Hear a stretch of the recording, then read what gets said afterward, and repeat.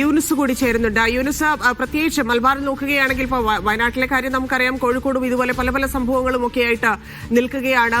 മറ്റൊരു പ്രധാനപ്പെട്ട ഇല്ലെങ്കിൽ കൂടുതൽ തലവേദന ഉണ്ടാക്കിയ ഒരു ജില്ല എന്ന് പറയുന്നത് മലപ്പുറം തന്നെയാണ്. അപ്പം മലപ്പുറത്ത് പല സ്ഥലങ്ങളിലും അത് പ്രത്യേകിച്ച് ലീഗിനകത്തുള്ള ചില പ്രശ്നങ്ങൾ, സീറ്റിൽ ധാരണയാകാത്തത് ഇല്ലെങ്കിൽ അതിലുള്ള ഭിന്ന അഭിപ്രായങ്ങൾ, ഇതെല്ലാം വലിയ രീതിയിൽ ബാധിച്ചിട്ടുണ്ട്. കൂടുതൽ വിമതർ ഉണ്ടായി വന്നിട്ടുണ്ട്. രാഷ്ട്രീയ പാർട്ടിയുമായി ബന്ധമില്ലാത്തവർ പോലും ഇതിലേക്ക് മത്സരിക്കാൻ എത്തി എന്നൊക്കെയുള്ള വലിയ വിമർശനങ്ങൾ വിവാദങ്ങളും ഒക്കെ ഉണ്ടാവുകയും ചെയ്തിട്ടുണ്ട്. അപ്പം നിലവിൽ പത്രിക പിൻവലിച്ചിരിക്കുന്ന ഈ ഒരു സമയത്ത് എത്രത്തോളം മാറ്റം മുന്നണികൾക്ക് അവിടെ ഉണ്ടാക്കാൻ സാധിച്ചിട്ടുണ്ടെന്നാണ് മനസ്സിലാക്കുന്നത്?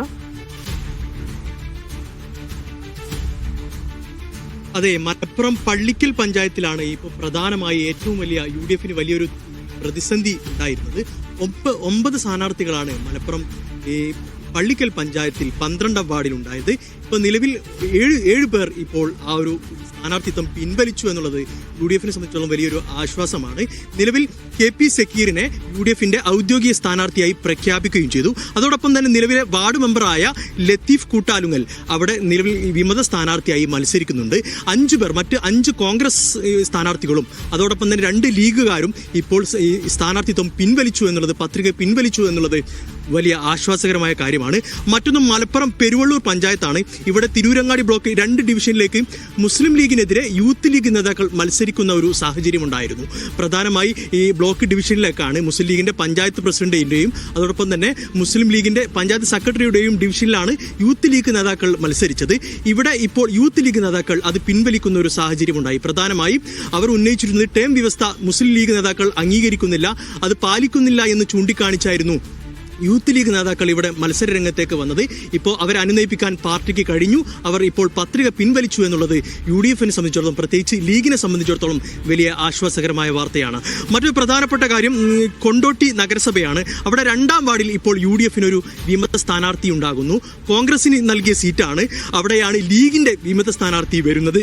വിമത സ്ഥാനാർത്ഥിയായി നിലവിലെ 3ാം വാർഡ് നഗരസഭയുടെ കൗൺസിലറായ VK ഖാലിദാണ് ഇപ്പോൾ UDF വേണ്ടി, പ്രത്യേകിച്ച് വിമത സ്ഥാനാർത്ഥിയായി ലീഗ് നേതാവായ VK ഖാലിദ് വിമത സ്ഥാനാർത്ഥിയായി എത്തുന്നു എന്നാണ് ലീഗ് കമ്മിറ്റി തന്നെ ഔദ്യോഗികമായി പിന്തുണ നൽകുന്നു എന്നുള്ള ഒരു ആരോപണവും കോൺഗ്രസ് ഉന്നയിക്കുന്നുണ്ട്. അത് ഏതായാലും കോൺഗ്രസിനെ സംബന്ധിച്ചിടത്തോളം വലിയൊരു തിരിച്ചടിയാണ്. UDF ഒരു അനൈക്യമുണ്ട് എന്ന് കാണാൻ കഴിയുന്നതാണ് കൊണ്ടോട്ടിയിലെ അവസ്ഥ. പ്രധാനമായി LDF വലിയ ഭിന്നതയുള്ളത് പൊന്നാനി നഗരസഭയാണ്. പ്രത്യേകിച്ച് നമുക്കറിയാം, പൊന്നാനി എന്നുള്ളത് ഇടതുപക്ഷത്തിന്റെ വലിയൊരു കോട്ടയാണ്, വലിയ സ്വാധീനമുള്ള ഒരു മേഖലയാണ്. അവിടെ LDF അതോടൊപ്പം CPM CPI CPIക്ക് 4 സീറ്റായിരുന്നു നൽകിയത്. അവിടെ 2 സീറ്റിൽ CPM വിമത സ്ഥാനാർത്ഥികൾ മത്സരിക്കുന്നുണ്ട്. പക്ഷേ ഇപ്പോഴും അവർ ആ വിമത സ്ഥാനാർത്ഥിയായ ആ പത്രിക പിൻവലിക്കാൻ തയ്യാറായില്ല എന്നുള്ളത് വലിയ തിരിച്ചടിയാണ് LDF ഇപ്പോൾ പൊന്നാനിയിൽ നേരിട്ടത്. 52ാം ഡിവിഷനിൽ ബ്രാഞ്ച് സെക്രട്ടറിയും അതോടൊപ്പം ബ്രാഞ്ച് അംഗവും മത്സരിക്കുന്നുണ്ട്. അവിടെ CPI സ്ഥാനാർത്ഥി LDF സ്ഥാനാർത്ഥിയായ സുലൈമാനാണ് മത്സരിക്കുന്നത്. അതോടൊപ്പം 53ാം ഡിവിഷൻ അവിടെ CPI ആണ് മത്സരിക്കുന്നത്. CPIയുടെ ജില്ലാ കമ്മിറ്റി അംഗമായ AK ജബ്ബാറാണ് LDF സ്ഥാനാർത്ഥിയായി മത്സരിക്കുന്നത്. അവിടെയും CPM നേതാവായ റാഫി എന്ന ആളും മത്സരിക്കുന്നുണ്ട്. അതോടൊപ്പം DYFയുടെ മേഖലാ ഭാരവാഹിയായ ജവാദ് ഇപ്പോൾ പത്രിക പിൻവലിച്ചിട്ടുണ്ട്. ഏതായാലും പൊന്നാനിയിൽ LDF വലിയൊരു പൊട്ടിത്തെറി, വലിയൊരു പ്രതിസന്ധി നിലനിൽക്കുന്ന സാഹചര്യമുണ്ട്. പൊതുവെ LDF സംബന്ധിച്ചിടത്തോളം പൊതുവെ പൊന്നാനിയിലാണ് ഈ പ്രതിസന്ധി ഉള്ളത്. ഏറെക്കുറെ UDF ഒരു പ്രതിസന്ധി ഒഴിവാക്കാനുള്ള ഒരു സാഹചര്യവും ഒരുക്കിയിട്ടുണ്ട്. പലരുമായി ചർച്ച നടത്തി പല പത്രികയും പിൻവലിക്കാൻ UDF തന്നെയാണ്.